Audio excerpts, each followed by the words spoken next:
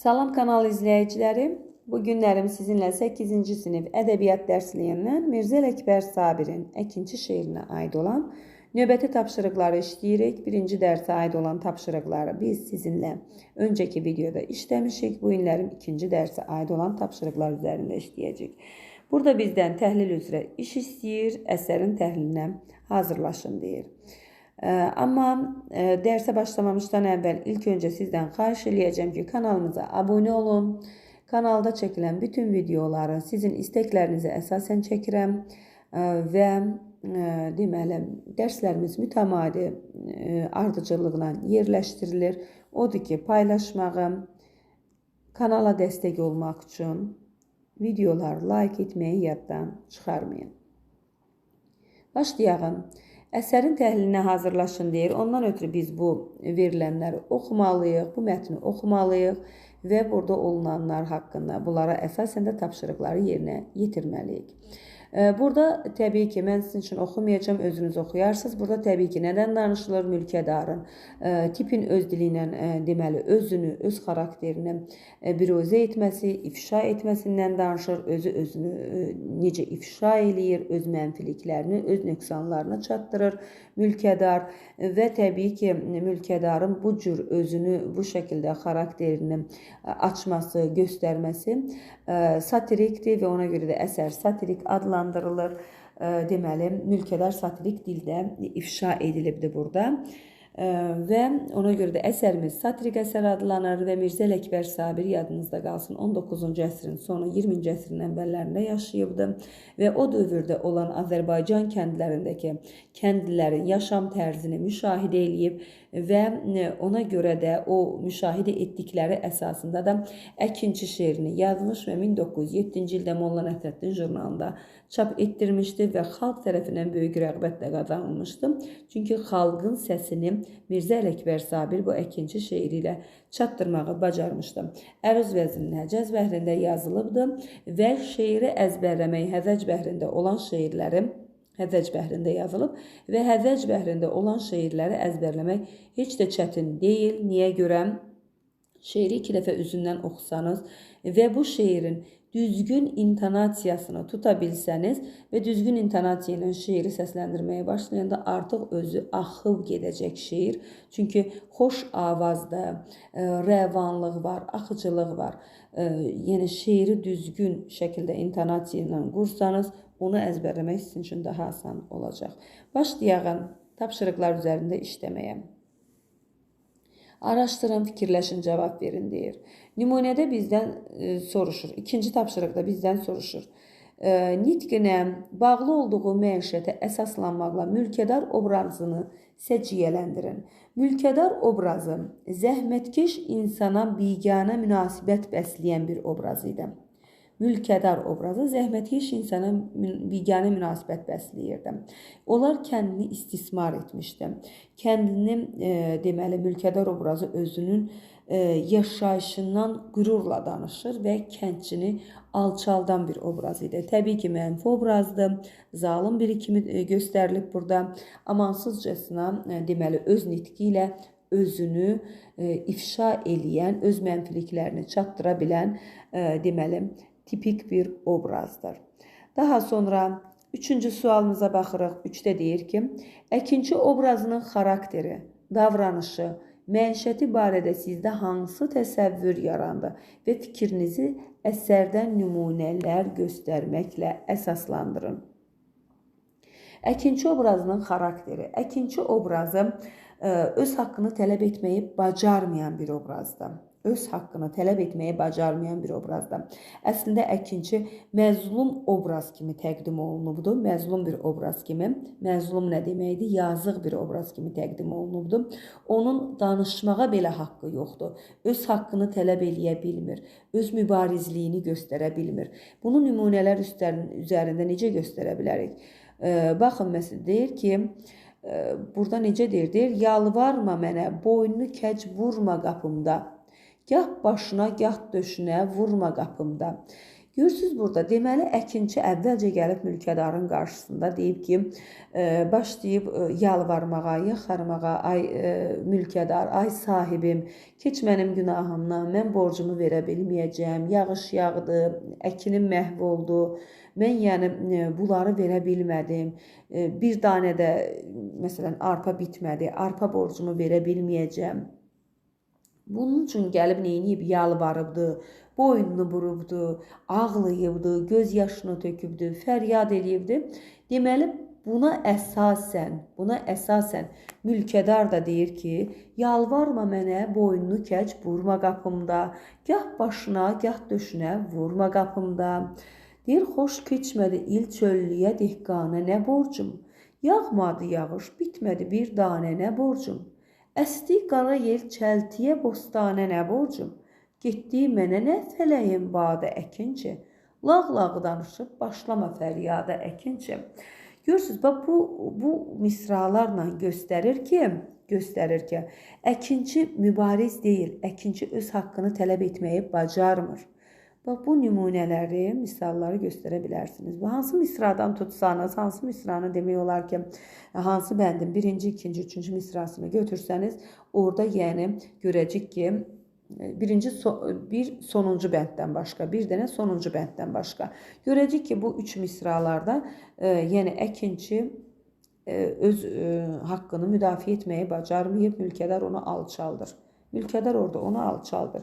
Sadəcə sonuncu bənddə yox. Sonuncu bənddə mülkədar özünü öyür və özünün bəyzadə olduğunu nəzərə çatdırır.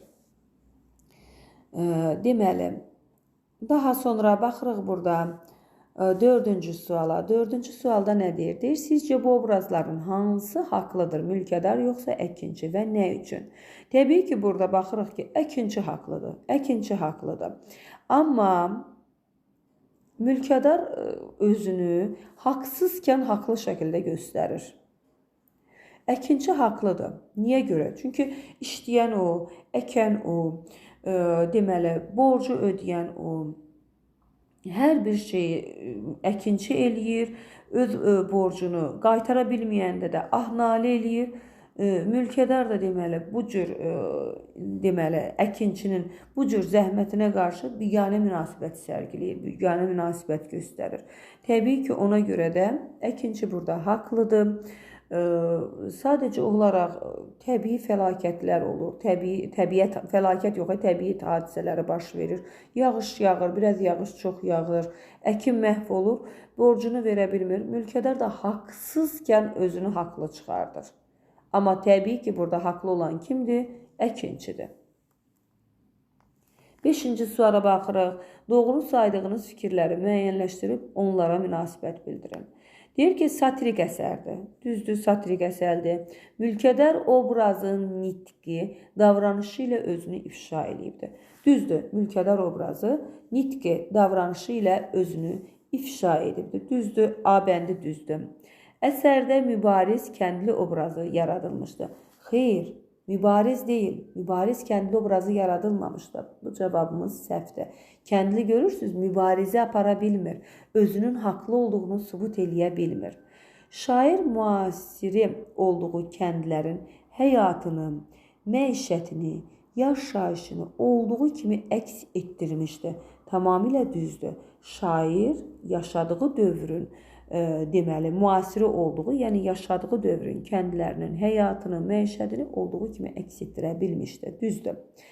Kəndlilərin ağır, çıxılmaz vəziyyəti şairdə dərin təəssüf hissi doğurur. Bu da tamamilə düzdür. Təəssüf hissi doğurur və həmən təəssüf hissindən də çıxış eləyərək şair bu əkinçi şeirini yazıb bizə çatdırıbdır. Deməli, burada sadəcə B variantı doğru deyil. Daha sonra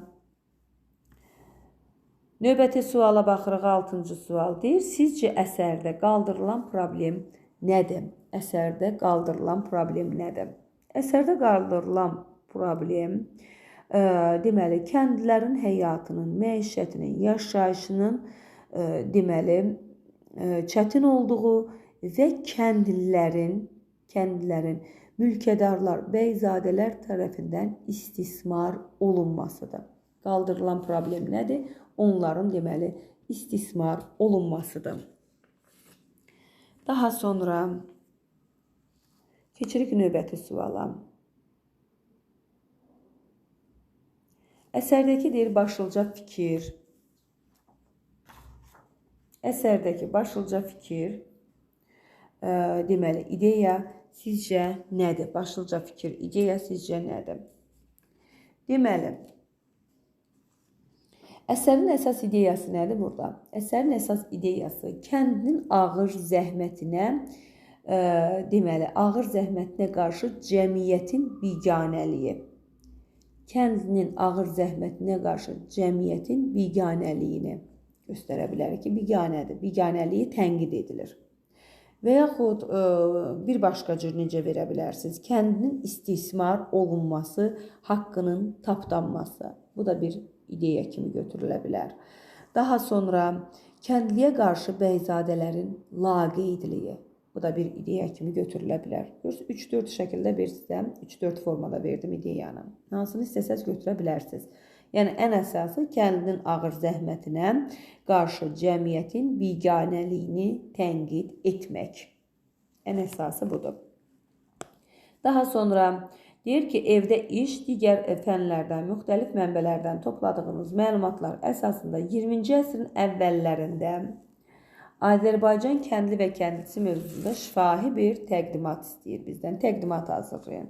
Təbii ki, əsəri oxuduq və bu əsərdən çıxış edərək deyə bilərik ki, 20-ci əsrin əvvəllərində yazıb bu əsəri Mirzə Ələkbər Sabir və bu əsərdən çıxış edərək deyə bilərik ki, deməli, Azərbaycan kəndlisi müasir o yaşadığı dövrdə, Azərbaycan kəndlisinin yaşadığı dövrdə kəndli istismar olunubdur. Kəndlilərin həyatı, məişəti, onların yaşayışları deməli, necə varsa, bu əsərdə verildiyi, bu əsərdə necə ki müəllif çatdırıbdır, təbii olduğu şəkildə olduğunu çatdırıbdır. Həqiqətən də istismar olunublar, həqiqətən də kəndlərin ağır, çıxılmaz vəziyyəti şairdə dərin təəssüf hissi doğurur və kəndlilərin onların çəkdiyi o ağır vəziyyəti, onların çox işləyib az yemələri, onların deməli zəhmətlərinin, çəkdikləri zəhmətin qarşısında yağışın yağması, təbii deməli təbiət hadisələrinin baş verməsi, onların məhsulunu məhv etməsi olduğu şəkildə əsərdə göstərilibdir.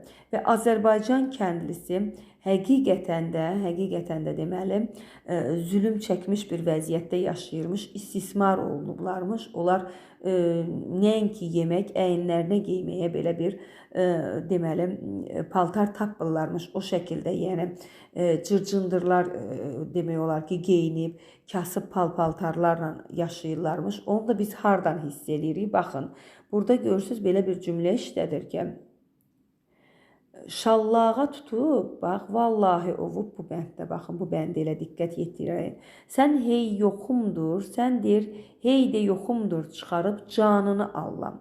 Vallah ovub didey giryanını allam. Şallağa tutub, peykər üryanını allam.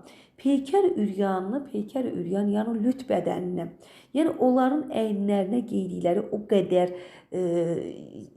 gərəksiz şəkildə belə paltarlar, tamam cırıq-cındır paltarlar olur ki, sadəcə bədənlərini örtmək üçün geyindikləri paltarlar olur ki, burada deyir, peykər üryanını allam. O, vuraram səni, elə o paltar sənin bədənini qorumur da. Şallağa tutub deyir, o lüt bədənini deyir, səni şallağa tutaram deyir, canını çıxararam. Baxın, buradan görürük ki, onların yaşam tərzləri tamamilə yox dərəcəsində olubdur və qazandıqlarının 5də 2-si onların özünə qalırmış. Yəni qazandıqlarını demək olar ki, mülkədara, bəyzadələrə verilmiş. Ətdən görürsünüz, yenə orada bir misra var, qayıtmaq istəmirəm yenidən o bəndlərə. Sondan ikinci bənddə belə bir orada misra var ki, sən ət nədir, ət yeməmsən, bilmirsən, heyvan kimi bir ömür sürmüsən. Onların yaşam tərzləri bu olubdu və onu da şair olduğu kimi çatdırıb. Həmən bu şeirin yazıldığı dövrlərdə kəndlilər çox çalışıb, həqiqətən az yeyirdilər və deməli əkinçinin vəziyyəti acınacaqlı idi və onlar mülkədarı da hiddətləndirirdi. Mülkədar hiddətlənir. Burada görürsüz, qəzəbli şəkildə danışır. Onu qəzəbləndirən də o idi ki, əkinçi borcunu qaytara bilmir, ah-nalə edir. Onun ah-nalə etməsinə belə mülkədarlar biganə qalırdılar. Bu şəkildə, yəni bu şəkildə bir təqdimat deyə bilərsiniz, çıxışlar eləyə bilərsiniz, müzakirələr apara bilərsiniz, suallar verə bilərsiniz və suallar çıxır ki, bu belə bir sual verə bilərsiniz. Bu təqdimat əsasında əgər müəllim sizdən istəsə ki, əkinçi əsəri ümumi bəşəri bir əsərdirmi? Ümumi bəşəri, yəni bütün deməli cəmiyyət üçün nəzərdə tutulmuş bir əsərdirmi? Xeyr, ümumi bəşəri əsər deyil, yadınızda qalsın. Bu əsər sırf Azərbaycan kəndlisi üçün nəzərdə tutulmuş bir əsərdir. Yalnız və yalnız Azərbaycan kəndlisi üçün nəzərdə tutulubdur əkinçi əsəri. Ona görə də biz buna ümumi bəşəri bir əsər deyə bilmərik. Daha sonra keçirik 3-cü dərsimizdə. 3-cü dərsə keçirik. Burada belə bir sual var. Kiçik qruplarla birləşib aşağıdakı tapşırıqları yerinə yetirəcəyik. Nə yazıb burada? Mirzə Ələkbər Sabirin əkinçi, mülkədar obrazlarına münasibətləri deyir, münasibətini aydınlaşdırın. Müəllifin özünün əkinçi və mülkədar obrazına qarşı olan münasibəti aydınlaşdıracaq və cədvəldə də bundan istifadə edəcəyik. Təbii ki, baxın, deməli, əkinçi obraz, bu cədvəli istəsəniz çəkin, istəsəniz deyəndə də təbii ki, dəftərdə çəkirsiniz bunu və burada mülkədar yazdınız və mülkədar obrazının qarşısında olan yerdə nələri qeyd eləyəcək? Nələri qeyd eləyəcək? Mülkədar obrazını necə veribdir bizə? Təbii ki, mənfi bir obrazdır. Yazacaq ki, mənfi obrazdır. Buradan qeyd edirik mülkədara qarşı mənfi obrazdır və deməli müəllif bu obrazı tənqid edir, amansız və zalım biri kimi bizə deməli çatdırıbdır. Amansız və zalım biri kimi bizə deməli müəllif bu obrazı bizə təqdim edibdir, mənfi obrazda.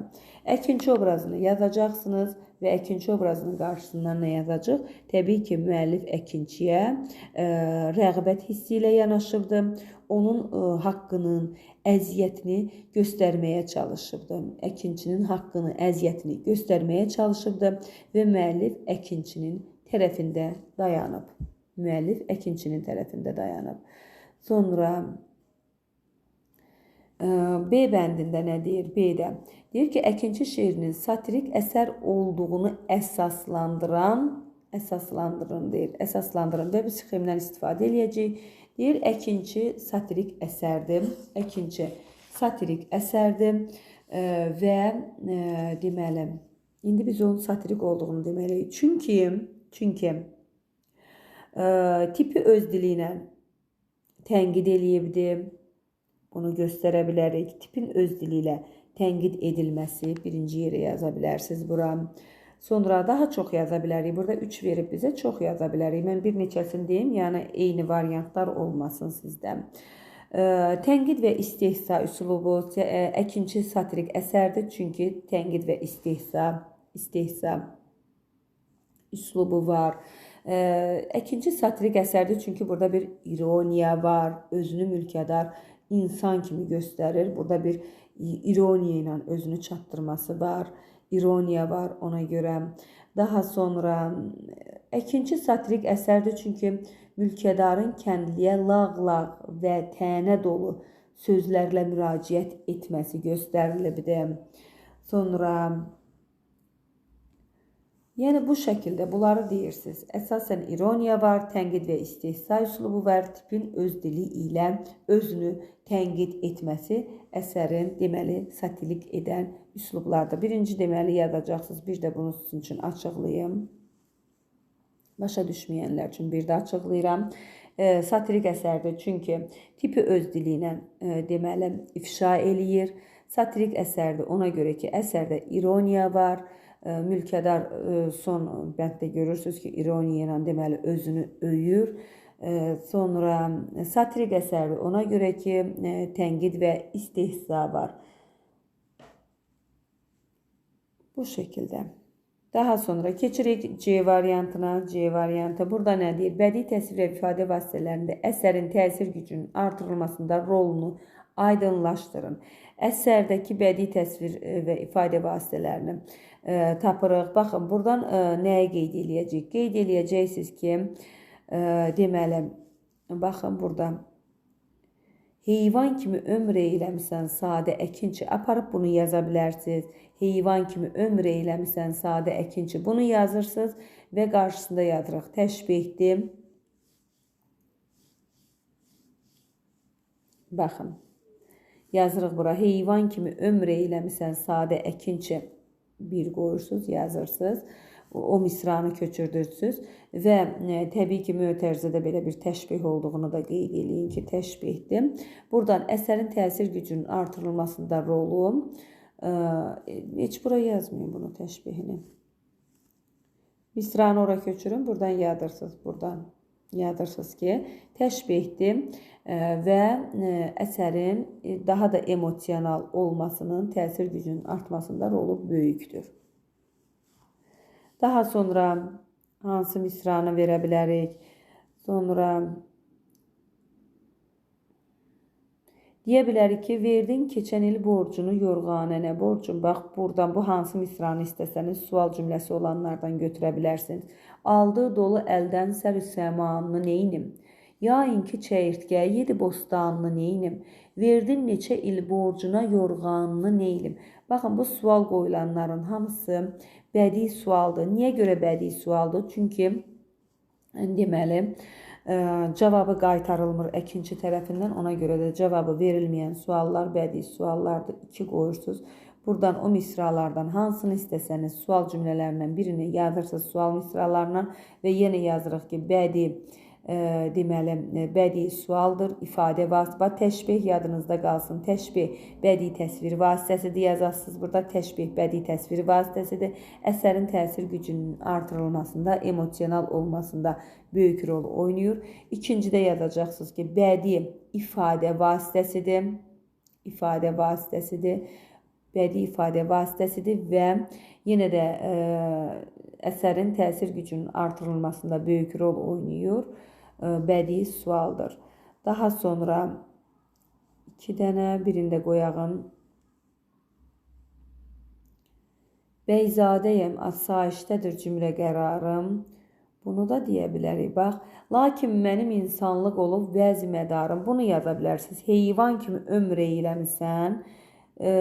Lakin mənim olub insanlıq, mənim insanlıq olub vəzi mədarım. Bu 2 cümləni, bu 2 misranı gətirib, bax, bu 3-cüyə köçürdün. Bu 3 qoyursunuz. 3-ə 2 misranı dalbadal köçürdün. Və onun üçün də nə yazacaqsınız? Yazacaqsınız ki, bədii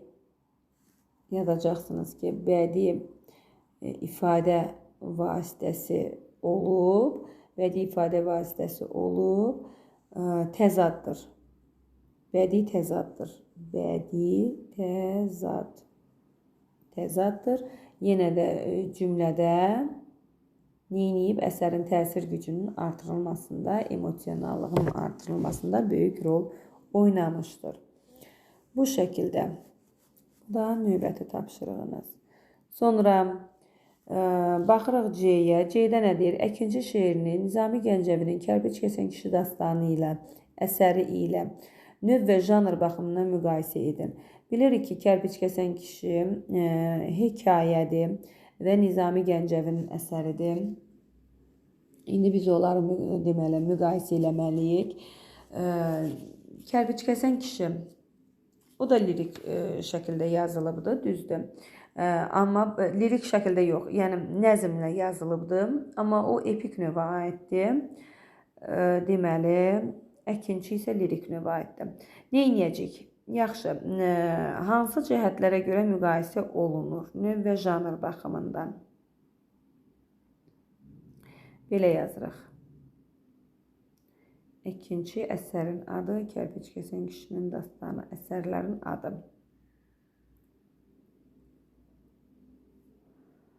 Birinci növə buradan yazacaq ki, deməli, əkinçi üçün yazacaq ki, əkinçi üçün, bax bu hissədə yazırsınız, əkinçi üçün. Satirik şeirdir, lirik növə aiddir. Birinci belə yazın, lirik növə aiddir, satirik şeirdir. Satirik janrdadır. Janr, satirik janr həmişə ayrıca verilir, yadınızda qalsın. Satirik janrdadır və növünü istəyib də növünü yazırıq və janrını yazırıq. Lirik növdədir, satirik şeirdir, satirik janrdadır. Kərpic kəsən kişiyə nə yazacaq? Deməli, kərpic kəsən kişi epik növə aiddir.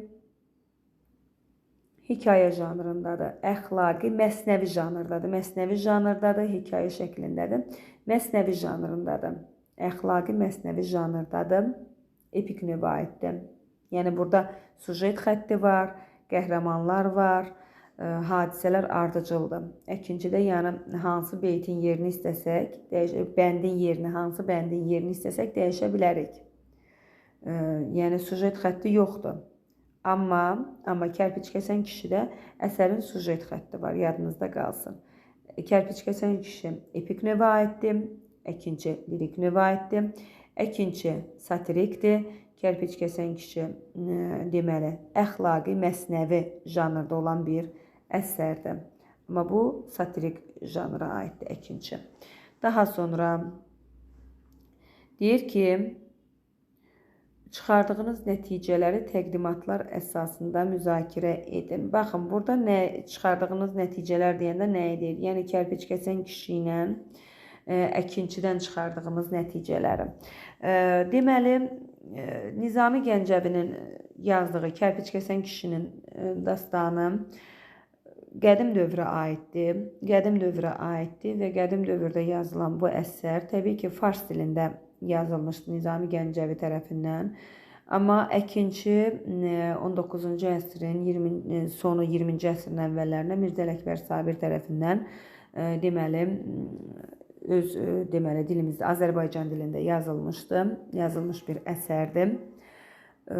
Kərpic kəsən kişinin dastanı epik növə aid olan hekayələrdəndir. Hekayə götürülür. Yəni oranın sujet xətti var dedik. Hadisələr ardıcıl verilir. Sujet var, qəhrəmanlar var. Diyaloq var orada, diyaloq var. Yəni kərpic kəsən kişidə oğlan gəlir kişiyə, yəni qoca kişiyə deyir ki, sən nə edirsən, o kərpici kəsirsən, onsuz da sənə bir deməli parça çörək verilən tapılar. Amma kişi deməli öz zəhmətini ilə çörək qazanmağını özünə borc bildiyini deyir. İkinci isə dedik ki, lirik növə aid olub, satirik şeir janrında yazılsa da, burada sosial ədalətsizlik tənqid olunur, mülkədar lağa qoyulur. Amma bu əsərdə diyaloq yoxdur. Sadəcə olaraq mülkədar özü öz tənqidi ilə, öz xarakteri ilə özünü ifşa eləyir və mülkədar burada lağa qoyulur. Ümumi nəticələr şəklində götürəndə deyə bilirik ki, hər iki əsər zəhmətkeş insanın, hər iki əsərdə zəhmətkeş insanın dəyəri vurğulanır. Hər iki əsərdə zəhmətkeş insanın dəyərinə qiymət verilir. Amma biri satiradır, digəri tənqid. Biri satiradır, yəni bu kərpic kəsən baxırıq. Biri satiradır, ikinci kərpic kəsən deməli, kərpic kəsəndə isə nəsihət var, örnək var. Orada görürsünüz, oğlan axırda örnək götürür. Örnək var, nəsihət var kərpic kəsən kişidə, kişinin dastanında. Deməli, satira olmağına baxmayaraq, burada yəni tənqid də güclü şəkildə verilmişdi əkinçidə. Çıxardığımız nəticələr budur. Bunu təqdimat əsasında bu şəkildə yaza bilərsiniz. Yəni, təqdimat əsasında bu şəkildə qeyd edə bilərsiniz. Daha sonra baxırıq növbəti sualımıza. 3 dənə deyir. Deyir, müzakirə edin, yazıldığı dövrdə Azərbaycan kəndində hökm sürən vəziyyəti əkinçi doğru əks etdirirmi? Etdirirmi? Aha. Deməli, bəli, doğru əks etdirir. O dövrdə, yazıldığı dövrdə Azərbaycan kəndində hökm sürən vəziyyəti əkinçi əsəri Mirzə Ələkbər Sabir tərəfindən yazılan əkinçi şeiri doğru əks etdirir. Təsirli deməli şəkildə əks etdirə bilibdi müəllif deməli bu əkinçi şeirini. Təsirli əks etdirilir. Burada deməli niyə görə? Çünki çox işləyib az qazanmaları. Bax, niyə görə burada çox işləyib az qazanmalarını, əkinçinin haqlarının əllərindən alındığını, sonra söz haqqının belə olmaması, əkinçinin söz haqqının belə olmamasını, daha sonra mülkədarların zülmünü, sonra kəndlinin mülkədar tərəfindən istismar olunmasını əkinçi şeiri özündə əks etdirə bilibdi. Qısacası bu əsər, əkinçi əsəri kəndlinin həyatını real, dolğun şəkildə əks etdirən güclü bir ictimai tənqiddir. Sonra evdə iş verib bizə, evdə iş. Baxırıq buna.